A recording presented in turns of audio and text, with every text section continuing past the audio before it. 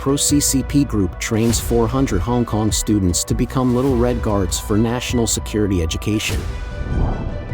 80 million Chinese rural migrant workers are facing difficulties in their livelihood and retirement.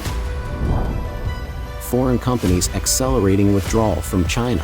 Zhengzhou's Foxconn business street falls into silence. Stabilizing employment emphasized by Qiang as unemployment wave impacts CCP regime. It's all covered in today's China Truths. Pro-CCP group trains 400 Hong Kong students to become Little Red Guards for national security education. The Hong Kong government has chosen April 15th as National Security Education Day for all to promote propaganda and national security to young children. This year's education theme is National Security is the Foundation of Stability and Prosperity. Pro-government media printed a 10-page feature to push national security. The newspaper also mentions the government may develop virtual exhibitions later to make learning about national security more fun. A pro-communist organization has trained nearly 400 primary school students in Wong Tai Sin district to become the Little for National Security of Hong Kong, who will visit local kindergartens to pitch national security stories to students aged between about 2 to 6. Education professionals criticize the government's appalling and scary plan to use young kids to become the surveillance medium for the CCP. Like young pioneers of China under the Communist Youth League, the children are equipped to become Hong Kong's Little Red Guards to promote the regime's totalitarian ideology at an older age. Young pioneers are part of the mass youth organizations aimed at children between 6 to 14 under the Communist Youth League in China. According to the Hong Kong government's event introduction flyers, district home affairs departments will back activities organized by some non-governmental organizations. Regime taking over Hong Kong youth. In December 2022, the trained Little Pioneers shared stories promoting NS initiated in Wong Tai Sin. Wong Tai Sin District Home Affairs Department funded the event with approximately 166,000 Hong Kong dollars, 21,000 US dollars, using funds from the District Community Involvement Plan. The CCP's official mouthpiece media in Hong Kong, Wenwipo, reported in December 2022 that the Wong Tai Sin District Committee and East Kowloon Residents Committee were co-organizers. A total of 20 primary schools and 11 kindergartens participated in the 2022 programs. Each primary school sent 18 students as the national security's little helpers on that day. The Pro-CCP group disguised itself as a charity to convince people to join the mass youth brainwashing initiative. In January, primary school teachers were the first to study 3 picture books about national security education for young children. The 3 books are In the Arms of Mom and Dad, A Visit to Asia World Expo, and I Love the Motherland. The publishing house of the 3 books was the workshop host. Once the primary school teachers completed their workshops, they passed on what they learned about the books to their school children from January to March. The children, who became the youth pioneers, could infect kindergarten students similarly this April. An estimated 380 primary school students are in training to be young pioneers of national security. Fake charity receives donations from citizens.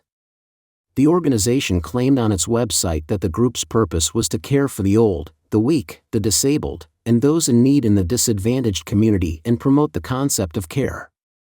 It was officially named Love You All Charitable Funds in 2009. The Epoch Times discovered that the non-profit group is closely linked to the Hong Kong Liaison Office. On July 23, 2022, LUCF held an event for donations and family time in Victoria Harbour. Vice Minister of the Kowloon Work Department of the Liaison Office in Hong Kong, Guo Yong, was one of the officiating guests. Yang Wingyu, a former manager of the Examination and Evaluation Bureau and a historian, described the YPNSE scheme as appalling and scary and way more ridiculous than the Nazi era. Yang also said the government plan must be condemned during an interview with the Epoch Times on April 9.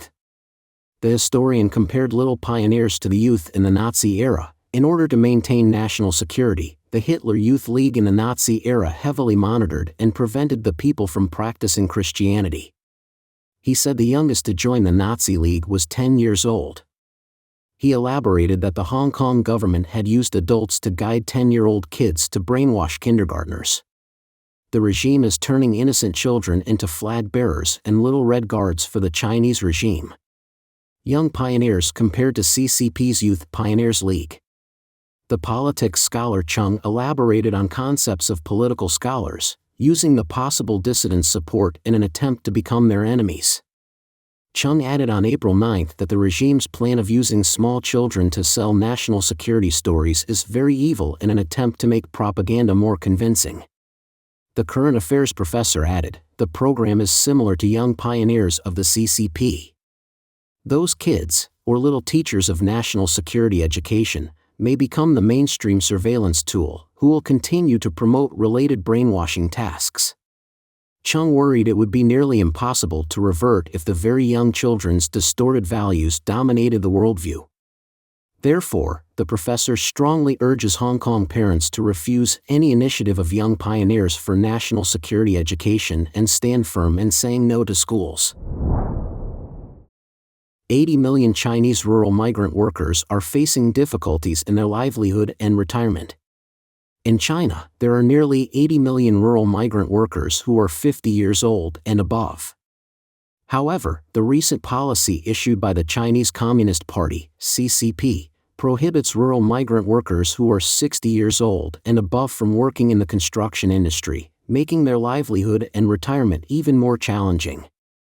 On April 12, a Chinese media outlet, Qiang magazine, published an article titled China's First Generation of Rural Migrant Workers Still Working, which described two men in their 50s pointing fingers at each other and exclaiming, "He's not professional.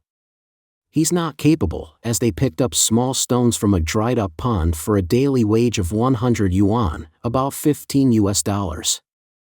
In suburban areas of Beijing such as Shunyi and Zhengzhou, there are many daily wage labor markets where rural migrant workers who are 50 years old and above, including those in their 60s and older, work, as they have exceeded the age limit for working on construction sites. Mr. Ren, a political commentator from mainland China, remarked, "This policy definitely adds insult to injury for them. They don't have any pensions, and they have to fight for them themselves. The rulers would rather take this piece of meat and feed it to the wolves outside. If they don't feed you, you still obey.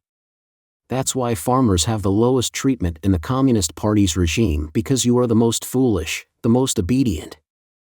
If they don't bully you, who else will they bully?" According to a report released by the National Bureau of Statistics of the People's Republic of China, the total number of rural migrant workers in China was approximately 293 million in 2021, with around 79.85 million of them being aged 50 and above. Scholar Qiu Fengxian pointed out that many children of the first generation of rural migrant workers have left their villages and moved to cities and county towns to buy houses, leaving the first generation of rural migrant workers to rely on themselves. They do not have the concept of retirement and have to work to make a living. As a result, they generally have limited savings for their livelihood and retirement. According to Mr. Long, a farmer from Shandong province, they are left to fend for themselves, with no one caring for them. It's certain that they face difficulties in retirement. Without money for retirement, there's nothing they can do. As long as the bandits are in power, the lives of ordinary people won't be good. Unlike Western countries where there are free retirement, education, and healthcare, here I am over 50 years old, and my son has bought a house in the city, but I still have to work. It's definitely not easy to find a job. Foreign companies accelerating withdrawal from China, Zhengzhou's Foxconn business street falls into silence. As foreign companies accelerate their withdrawal, the number of employees at Foxconn in Zhengzhou has greatly decreased. The dormitory area, which used to house hundreds of thousands of people, has been demolished, and the business street now stands empty and deserted, with many shops closing down, creating an atmosphere of silence.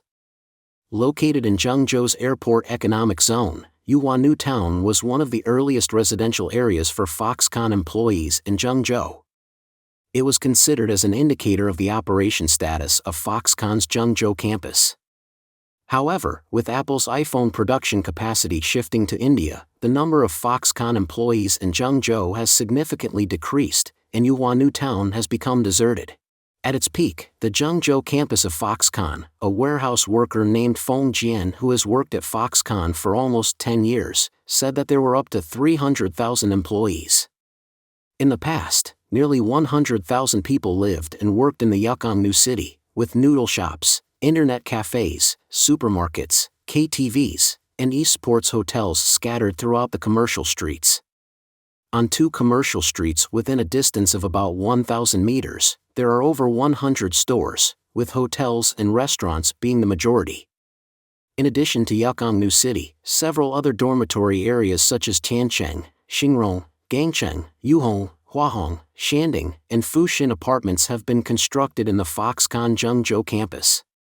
With a decrease in the number of workers, Yushi New City, which is farther away from the campus, often experiences a deserted situation with no people seen frequently. Videos captured by netizens show that the dormitories in Qiang New City, which used to accommodate hundreds of thousands of people, have been demolished and all the shops on the streets have closed down. The departure of Foxconn has had a significant economic impact on the surrounding area, and now it is a deserted scene with empty buildings and no people. Currently, there are more than half as many people as before, said Qian Jun, who works in a department around Foxconn, to First Finance, noting that with the shift of some of Apple's iPhone production capacity to places like India, the demand for local workers has decreased. Qian Jun mentioned that in the past, Foxconn's contract manufacturing facilities in India were relatively small, mainly producing Xiaomi smartphones.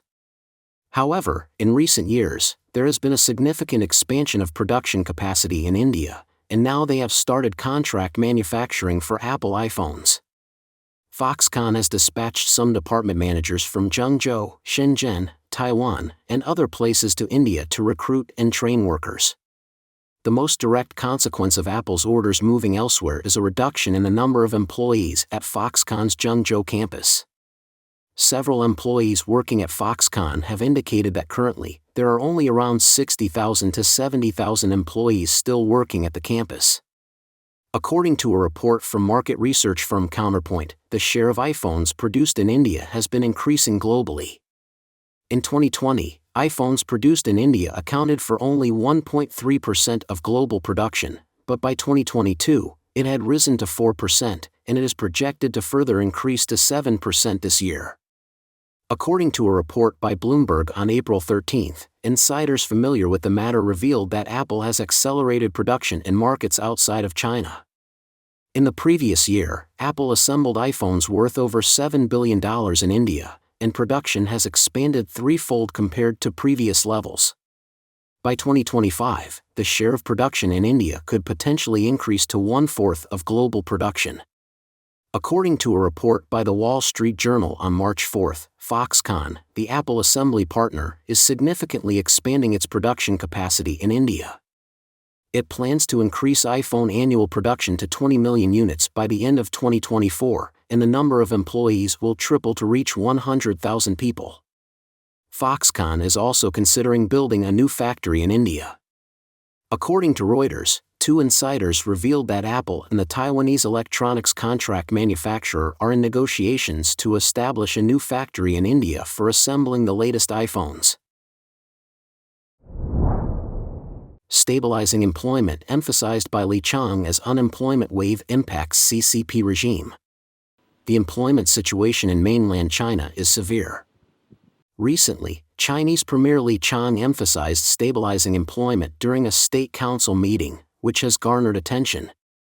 Some analysts believe that the spread of unemployment in China is intensifying social unrest and posing a challenge to the stability of the CCP regime. The employment issue of Chinese university graduates has drawn significant attention. Recently released internal data reveals that in the bustling city of Shanghai, the average employment rate of recent graduates is only 32.8%. On April 14, Chinese Premier Li Keqiang stated during a state council meeting that policy adjustments will be made to ensure employment stability. Independent commentator Peng Dingding stated on Sunday, April 16, that the authoritarian system of the Chinese Communist Party has stifled the development opportunities of private enterprises, resulting in a large number of job losses. 不是要保什么，这是中国政策最根本的错误。在中国这样的权力机制下，权力一定要出来去管事情。从民营企业的产值你就可以看出来，其实就业的机会非常多的，你放开不管就好了吗？ Peng Dingding believes that the various so-called regulatory policies introduced by the Chinese Communist Party, CCP, are designed to benefit financially and result in damage to private enterprises, leading to a wave of unemployment. 降低税收，让民营企业有好日子过，那么就业率自然就上去，人民的日子自然就好办了。但是共产党它设置各种各样的规章制度，实施所谓的这种管理，它是为了寻找权力寻租的机会，满足自己的利益，只希望它不设置目标，放大家一马。这是共产党最好的政策，就是少捞一点，少管一点，放老百姓一条活路。 Mr. Wang, a resident of Shanghai, believes that the economic downturn in China has led to increased social unrest. 犯罪率比过去经济上行的时候明显提高，造成政权动荡。因为年轻人逼得绝望了以后，他什么事都能干得出来，什么都不怕，所以他们害怕了。他鼓励知识青年变相的上山下乡到农村去，因为城市没法容纳他们就业嘛。 老百姓没活路了，造成了社会不稳定。 Former lawyer Li Zhuang from mainland China stated on Sunday that as China's unemployment rate rises, the crime rate has also increased. 失业率越高，犯罪率越高，犯罪的指数是直线上升的，这是毫无疑问的。 Don't forget to comment in the section below to share your opinions on today's topic with us. Make sure to like and subscribe to see more interesting topics from China Truths.